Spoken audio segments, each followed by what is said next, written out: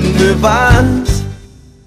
Algunas personas se quejan todo el tiempo, ignorando que una actitud positiva puede mejorar nuestra salud física y mental.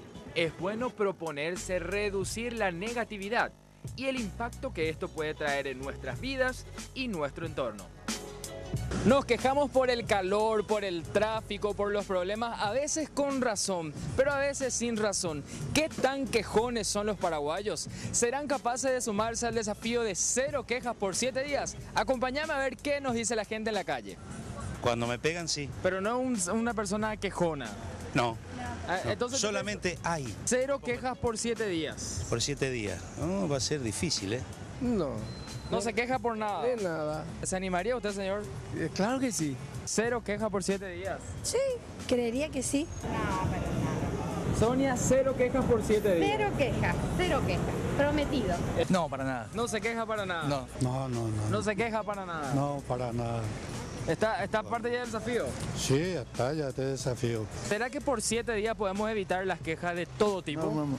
No, es imposible. No es imposible ya porque ya estoy lleno de quejas y nunca soluciono nada. Generalmente no soy de las personas que se quejan. ¿Se anima al desafío?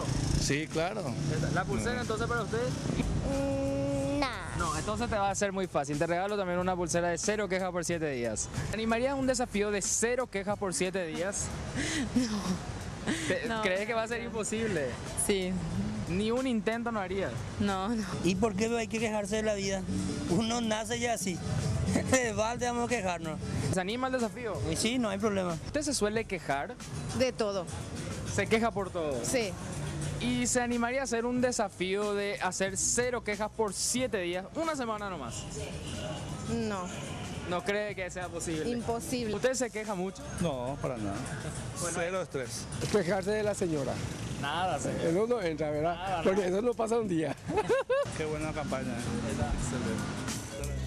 Llévame a donde vas.